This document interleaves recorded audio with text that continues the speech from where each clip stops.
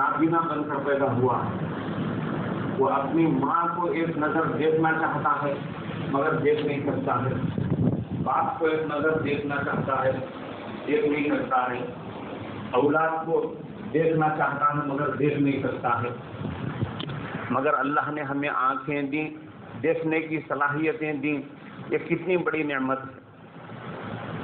आमतौर पर हम अल्लाह की अपनी जिस्मानी नेमतों को गिनाते हुए आँखों की नेमत का सबसे पहले हवाला देते हैं, लेकिन आँखों के अंदर वाली बीनाई की नेमत को देखने और उस पर गौर करने से भी पहले जरा आँखों के ऊपर बनी हुई पलकों को भी हम देखें। आँखों के ऊपर जो ये पलकें बनी हुई हैं, ये पलकें क्या छोटी नेमत हैं? आँखों पर बनी हुई ये पलकें क्या मामूली नेमत हैं? एक आदमी का एक्सीडेंट हुआ, एक्सीडेंट में जो वो बहुत बुरी तरह जख्मी हो गया, उसकी आँखों की पलकें चली गई। जब देखो आँखें खुली हुई हैं, आदमी जाग रहा है तो भी, सोया हुआ है तो भी, हर वक्त आँखें खुली हुई हैं और हवा की वजह से उसके ऊपर बैक्टीरिया जम रही है। वो पोंछना चाहे आँखों को तो भी पोंछ नहीं सकता। आँखों के जो नाजुक नाजुक दीदे हैं, आदमी अपने मोटे धाटे कपड़े से कैसे पोंछ सकता है? पोंछेगा तो उसका हाल क्या होगा? जैसे ही कोई चीज सामने से आती हुई आंख देखती है, फौरन पलकें उसके ऊपर आकर बंद हो जाती है, आंख बंद हो जाती है, जिसकी वजह से आदमी धूल से महफूज हो जाता है, हवा के जरिए से आने वाले बैक्टीरिया से महफूज हो जाता है।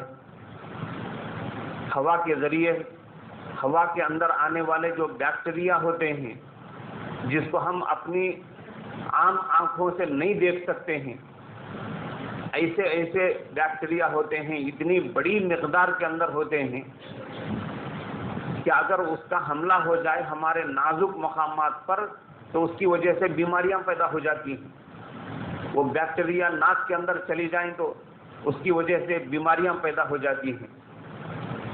हवा के जरिए से आने वाला वायरस हमारे आंखों में चला जाए तो उसकी वजह से बीमारियां पैदा हो जाती हैं। तो आंखों के ऊपर जो पलकें बनी हुई हैं, ये भी अल्लाह की एक जबरदस्त नेमत है।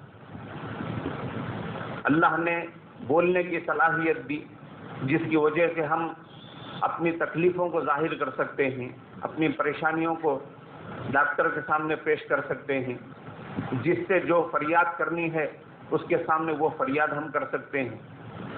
आँखों की अल्लाह ने कानों की, नाक की, हाथों की और हाथों के जरिए से उंगलियों के अंदर पकड़ने की सलाहियत दी। गर्ज सर से पैर तक हम देखते गिनते चले जाएं तो अल्लाह की बेशुमार नेमतें हैं, लेकिन हमें इन नेमतों का एहसास नहीं है। जब एहसास ही नहीं है तो फिर शुक्र क्या अदा करेंगे? उस एहसास को जगाने के लिए अल्लाह तबारक व तआला ने हजरत नबी करीम सल्लल्लाहु अलैहि वसल्लम के जरिए से हमें रहनुमाई फरमाई है। वो एहसास कब आएगा? वो एहसास उस वक्त आएगा जबकि हम उन लोगों को देखें जो इन नेमतों से महरूम हैं।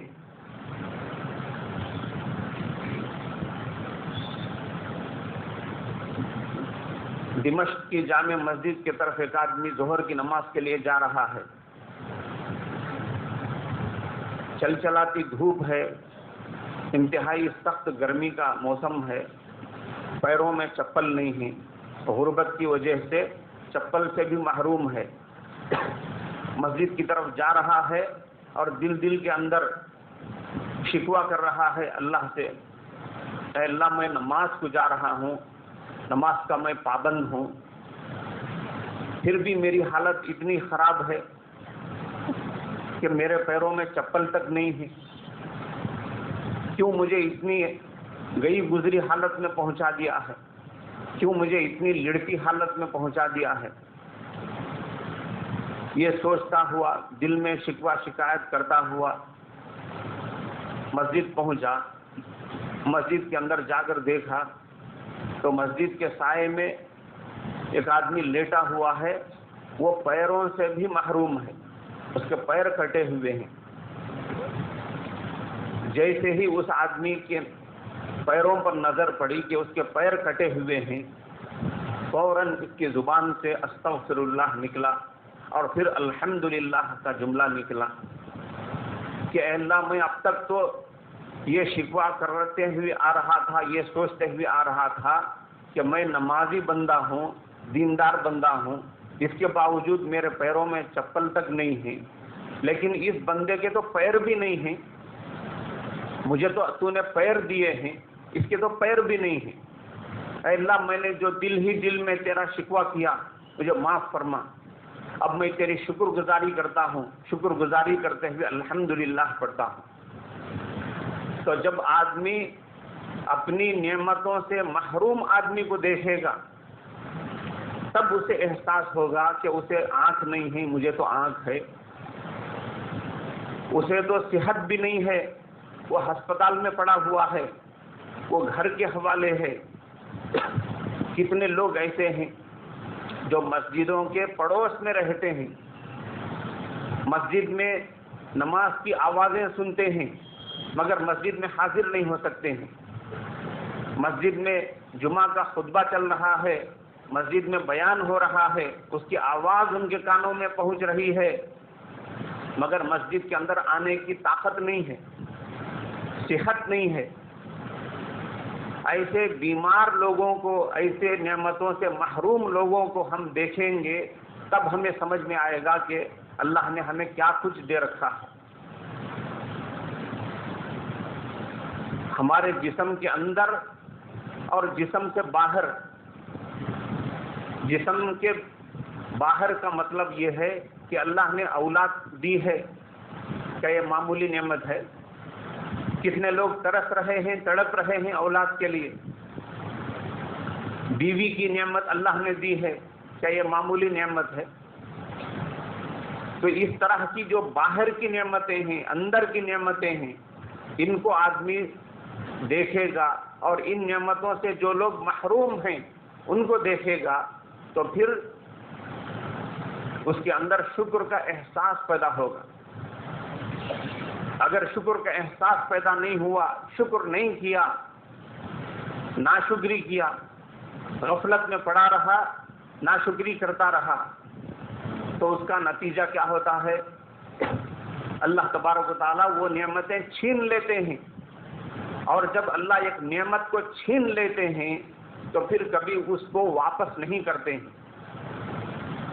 حضرت نبی کریم صلی اللہ علیہ وسلم نے ایک مرتبہ ایک روٹی کا پڑا ہوا ٹکڑا دیکھا تو اس کو اٹھایا، سوکھا روٹی کا ٹکڑا، حضرت عائشہ رضی اللہ عنہا کو دکھاتے ہوئے فرمایا، دیکھو یہ روٹی کا جو سوکھا ہوا ٹکڑا یہاں پڑا ہوا ہے، کسی نے ڈال دیا ہے، اللہ کی نعمت کی ناقدری اس نے کی ہے، روٹی کے ٹکڑے کو یہاں کسی نے پھینک دیا ہے۔ دیکھو یہ وہ نعمت ہے جب اللہ کسی سے چھین لیتے ہیں تو پھر کبھی واپس نہیں کرتے ہیں۔ ایک روٹی کے سوکھے ٹکڑے کو جو باہر کہیں پڑا ہوا تھا، پھینک دیا گیا تھا، اس کو دیکھ کر حضرت صلی اللہ علیہ وسلم نے اسے نعمت قرار دیا ہے، اور اس کے پھینک دیے جانے کو نعمت کی ناقدری اور ناشکری فرمایا ہے۔ آج ذرا ہم اپنے گھر کے اندر جو کھانے بچتے ہیں اسے پھینک دیتے ہیں، اسی طرح جو دعوتوں کے اندر کھانا بچا بچا کر پھینکتے ہیں، اتنا کھانا، گوشت کے کئی آئٹم اور کھانے کے کئی قسم کے آئٹم ہم پھینک دیتے ہیں، ذرا ہم اس کا اندازہ لگا کر دیکھیں کہ ہم نعمتوں کی کیسی ناقدری اور ناشکری کر رہے ہیں۔ حضرت نبی کریم صلی اللہ علیہ وسلم نے روٹی کے سوکھے ٹکڑے کو جو باہر پھینک دیا گیا تھا اللہ کی نعمت قرار دیا، اور اس کے پھینک دیے جانے کو اللہ کی ناشکری قرار دیا۔ تو یہ جو ہم کھانا پھینک رہے ہیں، ایسا کئی مرتبہ دیکھنے میں آیا اور برابر دیکھنے کو ملتا ہے کہ جب صبح میں لوگ اٹھتے ہیں، کھانا بچا ہوا ہوتا ہے تو بچے ہوئے کھانے کو لا کر نالے میں پھینک دیتے ہیں، جو گندی نالی ہے، کیچڑ والا نالا ہے، اس میں پھینک دیتے ہیں۔ جہاں یہ ڈسپلن کے خلاف ہے، وہاں اللہ کی نعمت کی قدردانی کے بھی خلاف ہے۔ باسی کھانا، ارے بھائی باسی کھانا کیا ہو گیا؟ کیا باسی کھانے کے اندر بیماری ہوتی ہے؟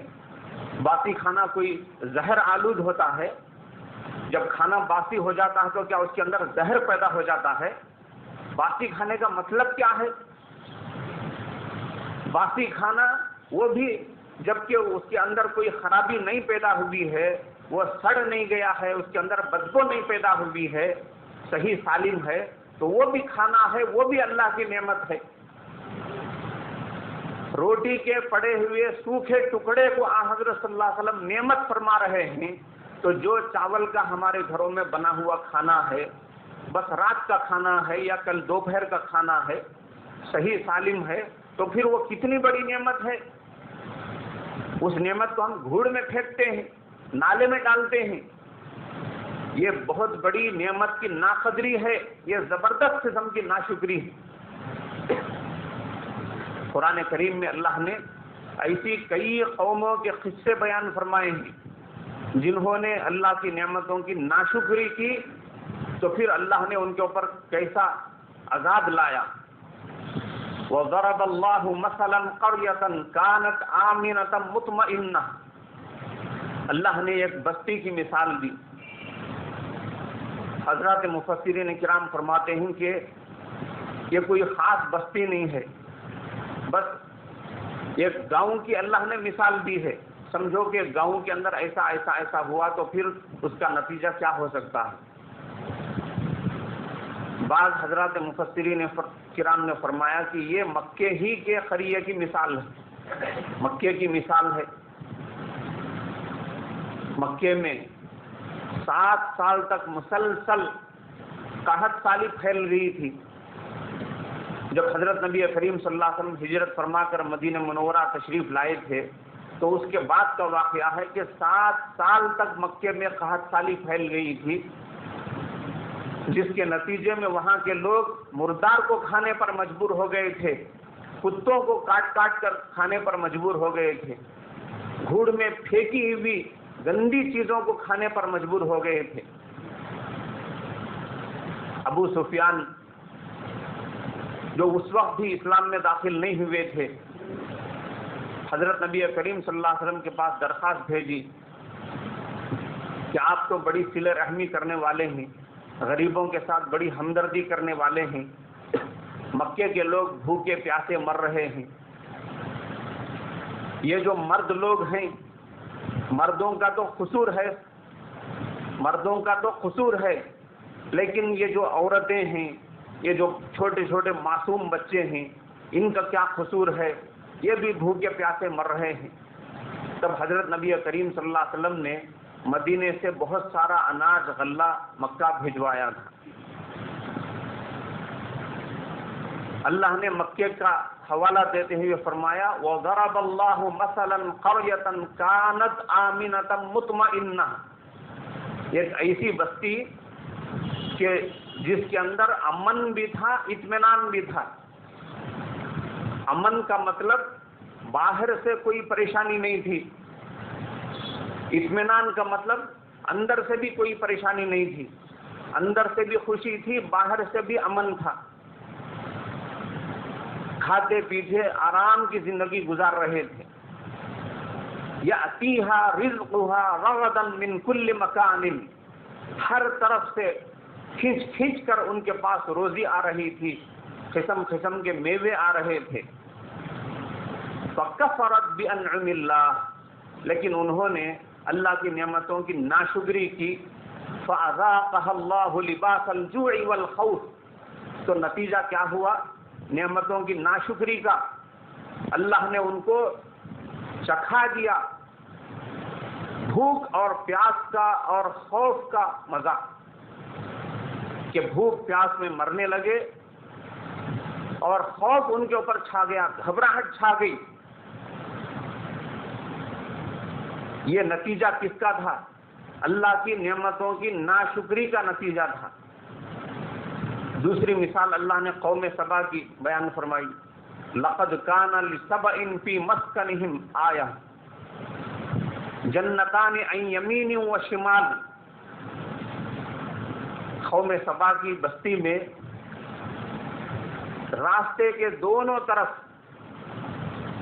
باغات لگے ہوئے تھے، قسم قسم کے پھلوں کے باغات، ادھر سے باغ ادھر سے باغ، درختوں کے چھاؤں میں دور دور تک چلتے چلے جا رہے ہیں، کہیں بھی دھوپ کا نام نشان نہیں۔ کہتے ہیں کہ اگر کوئی عورت بڑا ٹوکرا اپنے سر پر اٹھا کر تھوڑی دور تک لے کر چلتی تو اس کا ٹوکرا پھلوں سے بھر جاتا، جو پھل خود بخود گرتے رہتے تھے پک کر، ان پھلوں سے ٹوکرا تھوڑی دور جانے تک پورا ٹوکرا بھر جایا کرتا تھا۔ دونوں طرف سے باغات لگے ہوئے تھے۔ کلوا من رزق ربکم واشکروا لہ، اللہ فرماتے ہیں کہ ہم نے کہا کہ بھئی خوب کھاؤ اور اللہ کا شکر کرو۔ بلدۃ طیبۃ ورب غفور، بڑی پاکیزہ بستی ہے اور بڑے معاف کرنے والے پروردگار ہیں۔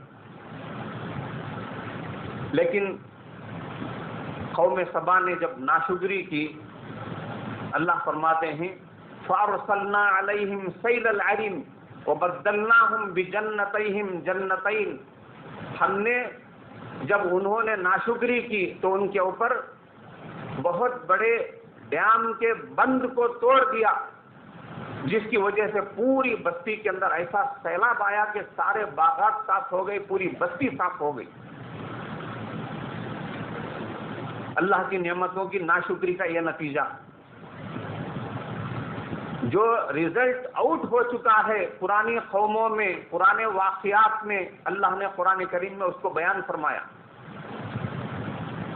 کیونکہ آئندہ ایسا ہو سکتا ہے، آئندہ ایسا ہو سکتا ہے، تو کچھ لوگ سوچتے ہیں کہ پتہ نہیں ہوگا نہیں ہوگا، ہوگا نہیں ہوگا، اس لیے اللہ نے جو ہو چکا ہے اس کو بیان فرمایا کہ دیکھو انہوں نے ایسی ناشکری کی، اللہ کی نعمتوں کی ایسی ناقدری کی تو ان کے اوپر ایسا عذاب آیا۔ اسی لیے اللہ فرماتے ہیں لئن شکرتم لازیدنکم، اگر تم میرے احسانات کو مانو، میری نعمتوں کی قدر کرو، لازیدنکم، تو میں اپنی نعمتیں اور زیادہ دوں گا، ولئن کفرتم ان عذابی لشدید، اگر تم ناشکری کرو، میری نعمتوں کی ناشکری کرو تو دیکھو میرا عذاب بہت سخت ہے۔ وہ عذاب جو سخت ہے قیامت کے بعد ہونے والا ہے، وہ دور کا معاملہ ہے، لیکن تازہ اور نغد معاملہ اللہ کا کیا ہوتا ہے؟ نعمتوں کو چھین لیتے ہیں، نعمتوں کی ناقدری کے نتیجے میں اللہ نعمتوں کو چھین لیتے ہیں، اور جب اللہ کسی نعمت کو چھین لیتے ہیں تو پھر کبھی واپس نہیں کرتے ہیں۔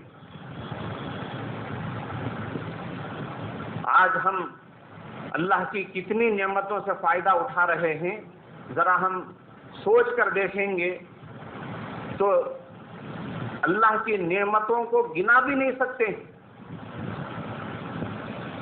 کیوں گنا نہیں سکتے ہیں؟ کوئی کہہ سکتا ہے بھئی سر ایک نعمت ہے، آنکھ ایک نعمت ہے، ناک ایک تیسری نعمت ہے، زبان چوتھی نعمت ہے، کان پانچویں نعمت ہے۔ ٹھیک ہے، جو چیزیں آپ کو نظر آ رہی ہیں، اللہ کی جو نعمتیں نظر آ رہی ہیں اسے تو گنا سکتے ہیں، جو نظر نہیں آ رہی ہیں، جسے بھول گئے ہیں، پیدا ہونے سے لے کر آج تک ہم نے کتنے بار سانس لیے، کسی کو یاد ہے؟ صبح سے لے کر اب تک کتنے سانس لیے وہ یاد نہیں ہے، اور سانس لینا تو پیدا ہونے سے پہلے سے چل رہا ہے، دنیا کے پیٹ میں آنے سے پہلے سے ماں کے پیٹ میں سانس لے رہے ہیں، وہ سانسوں کو کون گنیں گے؟ اللہ کا فرمان بالکل سچا ہے، وَإِن تَعُدُّوا نِعْمَةَ اللَّهِ لَا تُحْصُوهَا، اگر تم اللہ کی نعمتوں کو شمار بھی کرنا چاہو تو شمار بھی نہیں کر سکتے ہو۔ جب بے شمار نعمتوں سے ہم فائدہ اٹھا رہے ہیں تو پھر اس کے اوپر شکر ادا نہ کرنے کا کیا مطلب ہے؟ اگر کوئی ہم سے پوچھے، ایک آدمی نے اپنے دوست کی شکایت کی، کہا کہ میرے دوست نے مجھ سے قرض مانگا، صرف اپنی تکلیف ظاہر کی، قرض صاف طریقے سے قرض بھی نہیں مانگا، بس تکلیف ظاہر کی، تو میں اس کی تکلیف کے بتانے کو اشارہ سمجھ کر اس کے مقام پر پہنچ کر پیسے اور پیسے کے ساتھ اور دوسری ضرورت کی چیزیں جس کا مجھے اندازہ تھا کہ اس کی بھی ضرورت ہو سکتی ہے، اس کی بھی ضرورت ہو سکتی ہے، اس کی بھی ضرورت ہو سکتی ہے، ایسی کئی چیزیں اور پیسے جا کر اس کے مقام پر میں پہنچا کر آیا، تو وہ میرے ہاتھ سے پیسے اور دوسری چیزیں لے کر اس طرح پیٹ پلٹا کر چلا گیا کہ گویا میں اسے قرض دینا تھا۔ میں اسے قرض نہیں دے رہا ہوں، میں اس سے قرض لیا تھا، اب میں اس کا قرض ادا کیا ہوں۔ نہ خوشی کا ایک نظارہ اس کے چہرے پر میں دیکھا، شکریہ تو دور کی بات ہے، یعنی اپنے دوست کی طرف سے شکوہ کر رہا ہے کہ میں اس کی ضرورت کو محسوس کر کے اس کے مقام پر پہنچ کر صرف پیسہ نہیں، پیسوں کے ساتھ دوسری ضرورت کی چیزیں پہنچا کر آیا۔ نہ وہ مسکرا کر مجھے دیکھا، نہ شکریہ ادا کیا، بس لیا اور پلٹ گیا۔ جب کوئی بندہ ہمارا شکریہ ادا نہیں کرتا ہے تو ہم اتنا ناراض ہوتے ہیں کہ دوسروں سے شکایتیں کرنے لگتے ہیں۔ اگر ہم اللہ کا شکریہ ادا نہیں کریں گے، اگر ہم اللہ کی نعمتوں کے اوپر شکر گزاری نہیں کریں گے تو کیا اللہ برا نہیں مانیں گے؟ ضرور اللہ برا مانیں گے۔ اور قرآن کریم میں اللہ صاف فرما رہے ہیں کہ اگر تم میری نعمتوں کے اوپر شکریہ ادا نہیں کرو گے، اس کی قدر نہیں کرو گے، ناشکری کرو گے، تو مجھے اتنا برا لگتا ہے، اتنا برا لگتا ہے کہ میں اس کی وجہ سے تمہارے اوپر عذاب بھیجوں گا۔ ان عذابی لشدید، اور میرا عذاب تو بہت ہی سخت ہوتا ہے، بڑا سخت ہوتا ہے۔ تو ہم نے پہلے صبر کے متعلق سنا، پھر صبر کے ساتھ ساتھ شکر کا مفہوم بھی ہمارے لیے سمجھنا ضروری ہے کہ شکر کرنے کے کیا فائدے ہیں اور شکر نہیں کرنے کے کیا نقصانات ہیں، اور کب کب کس کس قوم نے اللہ کا شکر ادا کیا تو اللہ نے کیسی نعمتوں سے نوازا، اور کب کب کس قوم نے ناشکری کی تو اللہ نے ان پر کیسے کیسے عذابات بھیجے، اور لوگوں کے اوپر کیسی کیسی نعمتوں کی بارش ہو رہی ہے، لوگ شکریہ ادا کر رہے ہیں یا اللہ کی ناشکری کر رہے ہیں۔ یہ مضمون ہمیں بڑی تفصیل کے ساتھ سمجھنا ضروری ہے۔ انشاءاللہ کسی قدر اگلی مجلس میں بھی ہم اسی موضوع کو سنیں گے۔ آج ذرا سا بٹن گھمائے چولہا جل گیا، لائٹر کا بٹن دبائے چولہا جل گیا، آگ نکلنے لگی۔ پانی گرم کرنے کے لیے کتنی تکلیف ہوتی تھی، آج نل پھراؤ گرم پانی نکلنا شروع ہو جاتا ہے۔ تو ہر طرح کی سہولتیں اللہ نے ہمیں دے رکھی ہیں،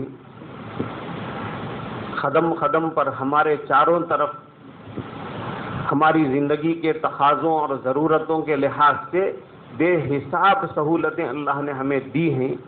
ان کا ہم اگر جائزہ لیں گے تو ہمیں محسوس ہونے لگے گا کہ جنت کا بہت بڑا حصہ اللہ نے ہمیں اس دنیا ہی کے اندر دے دیا ہے۔ قرآن کریم میں اللہ تبارک و تعالیٰ نے شکر گزار قوموں کے قصے بھی نقل فرمائے ہیں، اور ناشکری قوموں کے قصے بھی اللہ نے نقل فرمائے ہیں۔ کس لیے نقل فرمائے ہیں؟ ان قصوں کو اللہ نے قرآن میں اس لیے نہیں بیان کیا کہ ہم سن کر مزہ لیں، جیسے پرانے قصوں کو وقت گزاری کے لیے سنایا جاتا ہے، لطف اندوزی کے لیے سنایا جاتا ہے، اس کے لیے نہیں۔ جیسے قوم سبا کا ذکر فرمایا، لقد کان لسبأ فی مسکنہم آیہ، اللہ نے انہیں بے شمار نعمتیں دی تھیں، مگر جب انہوں نے اللہ کی نعمتوں کی شکر گزاری نہیں کی، ناشکری اور ناقدری کی، تو اللہ نے ساری نعمتیں چھین لیں اور بالکل وہ بے کس و بے بس ہو کر رہ گئے۔ حضرت نبی کریم صلی اللہ علیہ وسلم نے حدیث میں بنی اسرائیل کے 3 ایسے معذور آدمیوں کا قصہ نقل فرمایا ہے جن کی اللہ کی طرف سے آزمائش ہوئی تھی۔ حدیث پاک میں نقل کیا گیا ہے کہ بنی اسرائیل میں 3 آدمی تھے، ایک برس کی بیماری والا، اور دوسرا گنجا جس کے سر پر بال بالکل نہیں تھے، اور تیسرا نابینا۔ اللہ نے تینوں کی آزمائش فرمائی۔ جو برس کی بیماری والا تھا، اس کے پاس ایک آدمی آیا، آ کر کہنے لگا کہ بھائی تمہارا کیا حال ہے، تمہارا معاملہ کیا ہے؟ برس کی بیماری والے نے کہا کہ تم تو میرا جسم دیکھ رہے ہو، میرے جسم پر داغ دھبے اور طرح طرح سے پھوڑے پھنسیاں نکلی ہوئی ہیں، میرے ہاتھ پیر کی انگلیاں جا بجا سے کٹی ہوئی اور گھٹ کر چھوٹی ہو چکی ہیں، جس مجلس میں بھی میں جا کر بیٹھتا ہوں لوگ مجھ سے دور بھاگنے لگتے ہیں، کسی بھی مجلس میں کسی بھی محفل میں بیٹھتا ہوں تو اپنے آپ کو ایک مجرم کی طرح کونے میں دبے ہوئے انداز میں بیٹھتا ہوں، لوگ کوئی گھور گھور کر دیکھنے لگتے ہیں اور مجھ سے بھاگنے لگتے ہیں، آپ دعا فرمائیے کہ میں اچھا ہو جاؤں اور مجھے اچھا کاروبار بھی مل جائے۔ اس آدمی نے دعا کی کہ اے اللہ اسے تندرست و توانا بنا دے، اس کی بیماری دور فرما دے اور اسے اچھا کاروبار عطا فرما دے۔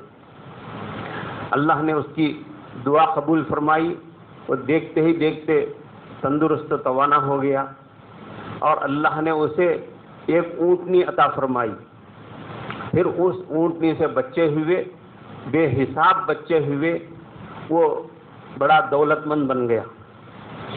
اس زمانے کے اندر ہمارے زمانے کی طرح یہ کاغذوں کی اور میٹل کی جھوٹی کرنسی نہیں ہوتی تھی، دیکھتے ہی دیکھتے ختم ہو جانے والی، بدل جانے والی، بیکار قرار دی جانے والی کرنسی نہیں ہوتی تھی کہ آج کرنسی ہے اور دیکھتے ہی دیکھتے چند دنوں کے اندر وہ بیکار قسم کے کاغذات بن چکے ہوتے ہیں۔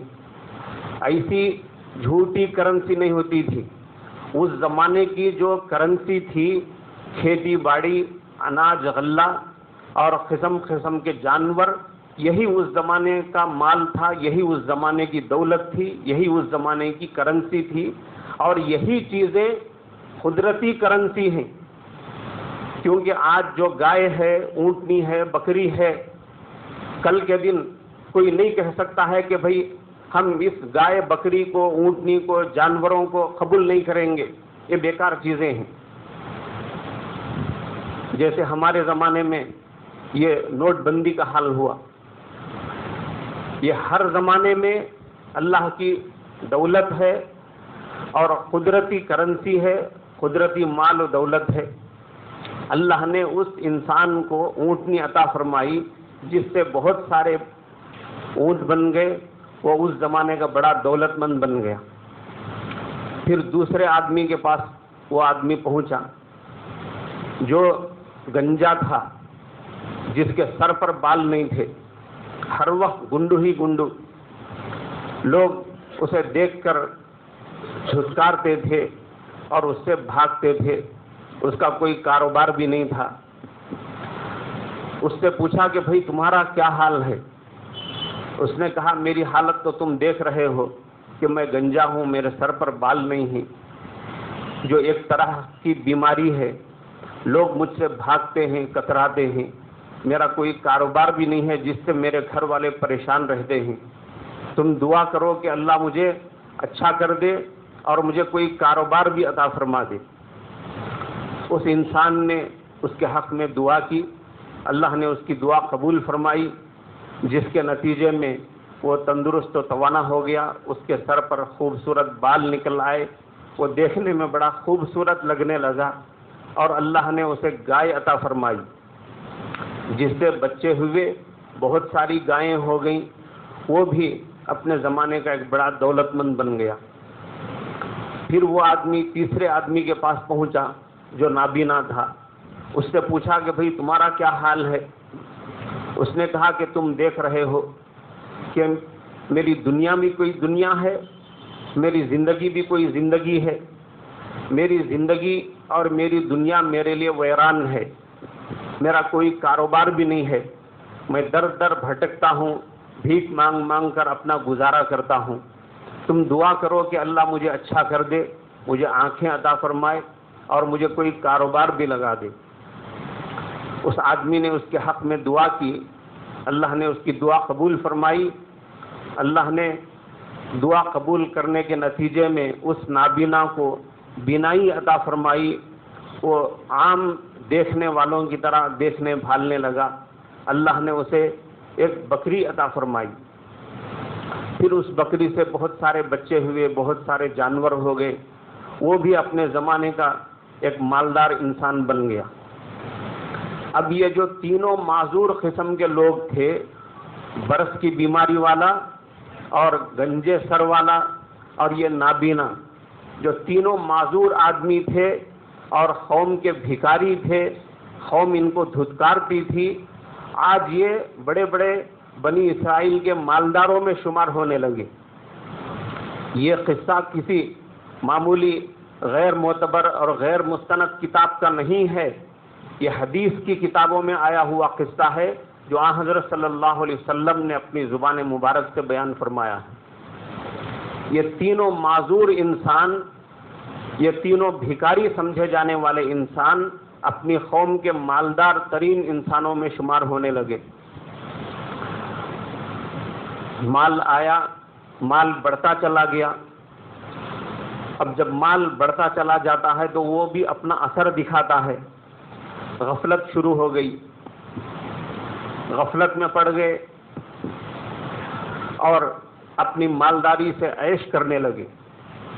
اس پر ایک عرصہ گزر گیا، ایک عرصے کے بعد پھر وہی آدمی جو اس برس کی بیماری والے کے پاس پہنچا تھا دوبارہ اس کے پاس آیا اور کہنے لگا کہ بھئی میں محتاج آدمی ہوں، فقیر آدمی ہوں، مجھے اللہ کے نام پر کچھ دے دو، اسی اللہ کے نام پر مجھے دو جس اللہ نے تم کو بہت کچھ عطا فرمایا ہے، جبکہ ایک زمانے میں تمہارے پاس کچھ بھی نہیں تھا، تم بالکل کنگال تھے۔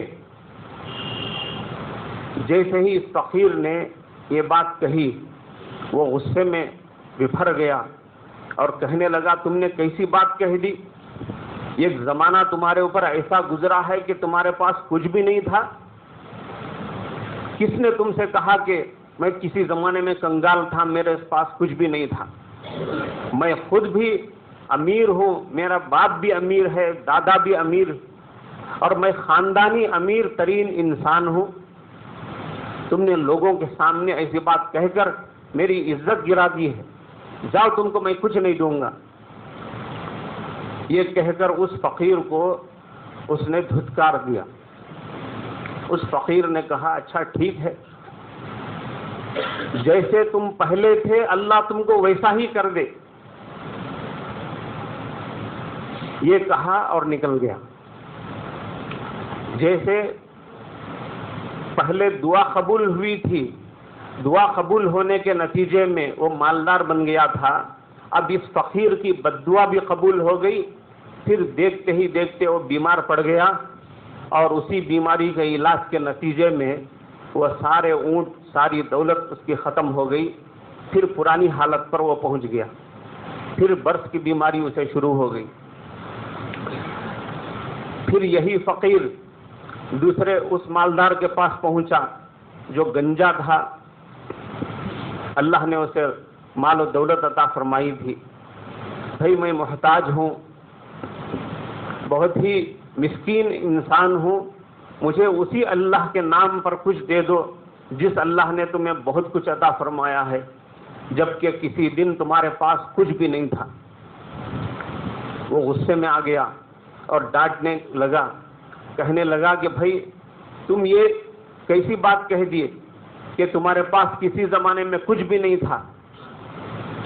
میں پیدائشی مالدار آدمی ہوں، مالدار گھرانے سے تعلق رکھتا ہوں، میں بڑا بزنس مین ہوں، لوگ مجھے بڑا عقل مند سمجھتے ہیں، لوگ میرے تعلق سے یہ سمجھتے ہیں کہ میں مٹی کو بھی ہاتھ لگاتا ہوں تو وہ سونا بن جاتی ہے، لوگ میری تعریفیں کرتے ہیں، مجھے بہت بڑا مالدار آدمی سمجھتے ہیں، اور یہ حقیقت بھی ہے کہ میرا گھرانہ پورا کا پورا مالدار گھرانہ ہے۔ تم نے یہ کہہ کر مجھے ناراض کر دیا، لوگوں کے سامنے میری عزت گرا دی، جاؤ تمہیں میں کچھ نہیں دوں گا، دھتکار کر بھگا دیا۔ وہ فقیر یہ کہتے ہوئے کہ بھائی جیسے تم پہلے تھے پھر اللہ تم کو ایسا ہی کر دے، نکل گیا۔ اب اس کی بد دعا بھی قبول ہوئی، جس کے نتیجے میں وہ پھر اسی حالت میں پہنچ گیا، بیمار ہو گیا، اس کی ساری گائیں، سارے جانور، ساری دولت ختم ہو گئی، پھر اسی پرانی حالت پر پہنچ گیا۔ پھر تیسرے آدمی کے پاس پہنچا جو نابینا تھا، پھر بینا ہو گیا، اللہ نے اسے دولت عطا فرمائی۔ اس کے پاس جا کر کہنے لگا بھائی میں فقیر آدمی ہوں، محتاج ہوں، تنگ دست ہوں، مجھے اللہ کے نام پر کچھ دے دو، اسی اللہ کے نام پر جس اللہ نے تمہیں بہت کچھ عطا فرمایا ہے، جبکہ کسی زمانے میں تمہارے پاس کچھ بھی نہیں تھا۔ جیسے ہی یہ بات اس نے سنی، اس کی کیفیت بدل گئی، اس کی آنکھوں سے آنسو رواں ہو گئے، رونے لگا اور کہنے لگا کہ بھئی تم نے بالکل صحیح بات کہی کہ ایک زمانہ میرے اوپر ایسا گزرا ہے کہ میرے پاس کچھ بھی نہیں تھا، میں فقیر تھا، تنگ دست انسان تھا، نابینا تھا، در در بھٹکتا تھا، اپنے ہاتھ میں کشکول لیے ہوئے بھیک مانگا کرتا تھا، میری زندگی بڑی قسم پرسی کی حالت میں گزر رہی تھی، لیکن کوئی انسان میرے پاس پہنچا، اس نے میری حالت دیکھی اور میرے حق میں دعا دی، جس کے نتیجے میں اللہ نے میری قسمت پلٹ دی، میری دنیا بدل گئی اور میں فقیر سے امیر بن گیا، مالدار بن گیا۔ یقیناً یہ سارا مال جو تمہارے سامنے پڑا ہوا ہے، دو پہاڑوں کے سامنے یہ جو بکریوں کا ریوڑ نظر آ رہا ہے، یہ سب کچھ میرے مولا کا دین ہے، میرے اللہ کی دی ہوئی چیزیں ہیں، تم اس میں سے جتنا چاہو لے لو، میری طرف سے کوئی قید نہیں ہے، 100 بکریاں لے لو، 200 بکریاں لے لو، جتنا چاہو لے لو، اللہ نے مجھے دیا ہے، اللہ کے دیے ہوئے مال میں سے میں تمہیں دے رہا ہوں۔ اس فقیر نے کہا تمہیں مبارک ہو، میں کوئی انسان نہیں ہوں، میں کوئی فقیر اور یتیم اور مسکین آدمی نہیں ہوں، میں اللہ کا بھیجا ہوا فرشتہ ہوں۔ اللہ نے 3 انسانوں کی آزمائش کے لیے مجھے بھیجا تھا، 2 آدمی تو اپنی اوقات بھول گئے اور وہ غفلت میں پڑ گئے، اللہ کی ناشکری کرنے لگے، اللہ نے ان کو پھر ان کی پرانی اوقات میں پہنچا دیا۔ تم ایک انسان ہو جو اپنی اوقات کو یاد رکھے، اللہ کا شکر ادا کیے، اللہ تمہاری مال و دولت کے اندر اور اضافہ فرمائے، تمہاری عزت کے اندر اور اضافہ فرمائے، یہ کہہ کر چلا گیا۔ اللہ نے اس کی دعا قبول فرمائی، اس کے نتیجے میں اس تیسرے انسان کو اللہ نے اور بڑا مالدار بنا دیا، اس کی عزت میں اور اضافہ فرما دیا، جس کے نتیجے میں وہ بنی اسرائیل کے بڑے عزت والوں میں اور بڑے مالدار امیر ترین انسانوں میں شمار ہونے لگا۔ یہ نتیجہ ہوتا ہے اپنی اوقات کو بھول جانے کا اور اپنی اوقات کو یاد رکھنے کا۔ جب آدمی اپنی اوقات کو، پرانی اوقات کو بھول کر غفلت میں پڑ جاتا ہے، مال و دولت میں پڑ کر عیش و مستی کی زندگی گزارنے لگتا ہے، اللہ کی ناشکری کرنے لگتا ہے، تو پھر اللہ اس کی دی ہوئی نعمتوں کو چھین لیتے ہیں، پھر اسے کنگال بنا دیتے ہیں۔ لیکن جو آدمی اپنی اوقات کو یاد رکھتا ہے، یاد رکھ کر اللہ کی شکر گزاری کرتا ہے، قدم قدم پر اللہ کی تعریف کرنے لگتا ہے، اور یہ سمجھتا ہے کہ یہ میرا مال میرا نہیں ہے، اللہ کا دیا ہوا ہے، یہ میری دولت میری کمائی ہوئی نہیں ہے، یہ اللہ کی دی ہوئی ہے، مجھے یاد رکھنا فرض ہے اور اس کے راستے میں خرچ کرنا بھی فرض ہے، اللہ اسے اور نوازتے ہیں اور نوازتے چلے جاتے ہیں۔ قرآن کریم میں اللہ نے مختلف مقامات میں، متعدد مقامات میں اس کی نعمتوں پر شکر گزاری کا حکم دیا۔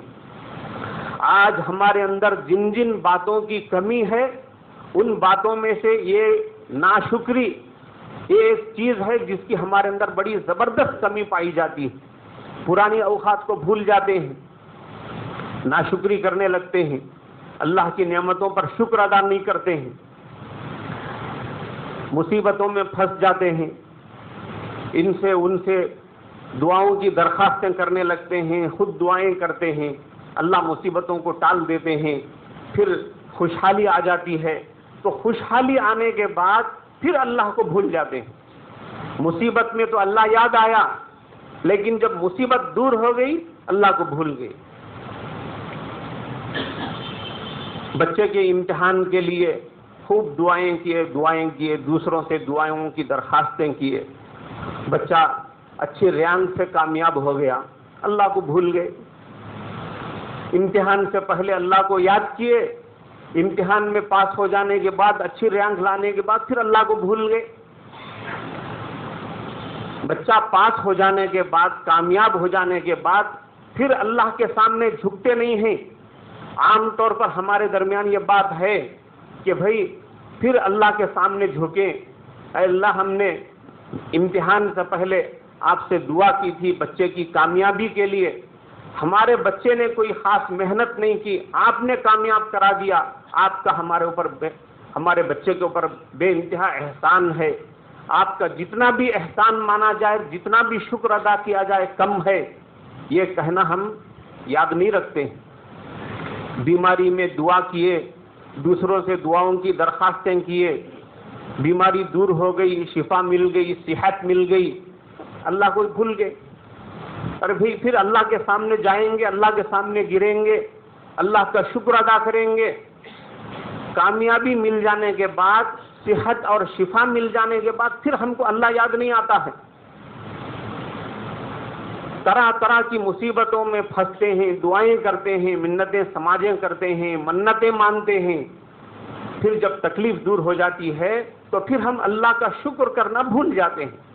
یہ بہت زبردست کمی ہے ہمارے اندر، اس پر اللہ کو بہت غصہ آتا ہے۔ جب بندہ اللہ کی نعمت کے اوپر شکر ادا نہیں کرتا، اللہ کو غصہ آتا ہے۔ جب اللہ کو شکر گزاری نہ کرنے پر غصہ آتا ہے تو اس کا نتیجہ کیا ہوتا ہے؟ اس کا نتیجہ یہ ہوتا ہے کہ اللہ اپنی دی ہوئی نعمت کو چھین لیتے ہیں، اپنی دی ہوئی خوشحالی کو چھین لیتے ہیں، اپنی دی ہوئی کامیابی کو چھین لیتے ہیں، پھر طرح طرح کی مصیبتوں میں ڈال دیتے ہیں۔ تو معلوم ہوا کہ یہ شکر گزاری ہماری زندگی کی ایک اہم ترین ضرورت ہے۔ اگر ہم اللہ کی نعمتوں پر قدم قدم پر شکر گزاری کرتے جائیں گے، اللہ کی تعریف کے ذریعے سے اور پھر عبادتوں کے ذریعے سے، اچھے کاموں کو کرنے کے ذریعے سے، برے کاموں سے بچنے کے ذریعے سے اللہ کی شکر گزاری کرتے جائیں گے تو پھر اللہ اپنی دی ہوئی نعمتوں کے اندر اضافہ فرمائیں گے۔ یہ اللہ کا وعدہ ہے اور بڑا تاکیدی وعدہ ہے۔ لئن شکرتم لازیدنکم، اگر تم میری نعمتوں پر شکر گزاری کرو تو اللہ آگے جو لفظ استعمال کیے ہیں، نعمتوں کے اندر اضافہ کرنے کے وعدے کا اللہ نے جو لفظ استعمال فرمائے ہیں قرآن میں، وہ بڑا وزندار لفظ ہے۔ بڑا بھاری لفظ ہے، لَأَزِيدَنَّكُمْ، میں ضرور بالضرور تمہاری نعمتوں کے اندر اضافہ کروں گا، میں تمہاری نعمتوں کے اندر اضافہ کروں گا۔ یہ سیدھا سادہ لفظ ہے، لیکن اللہ نے جو لفظ قرآن میں استعمال فرمایا ہے وہ بہت وزندار لفظ ہے، جبکہ اللہ کے لیے ایسا وزندار لفظ استعمال کرنے کی ضرورت نہیں ہے۔ اللہ سیدھے سادے انداز سے وعدہ کر دیں ہمارے لیے وہی کافی ہے، لیکن اللہ نے بہت ہی وزندار لفظ استعمال کر کے اپنی نعمتوں کے اندر اضافہ کرنے کا بڑے بھاری انداز میں وعدہ فرمایا۔ کون یہ نہیں چاہتا کہ اللہ کی دی ہوئی صحت کے اندر اضافہ ہو، مال و دولت کے اندر اضافہ ہو، اپنے گھر کی ہر چیز کے اندر اضافہ ہو اور اس کے انداز سے اضافہ ہو، ہر آدمی چاہتا ہے۔ تو اس کا بالکل آسان راستہ، اللہ کا بتایا ہوا راستہ، حضرت صلی اللہ علیہ وسلم کا بتایا ہوا راستہ یہی ہے کہ اس کی نعمتوں پر شکر گزاری کی جائے، غفلت کے شکار نہ ہو، ناشکری نہ کی جائے، برابر شکر ادا کیا جائے۔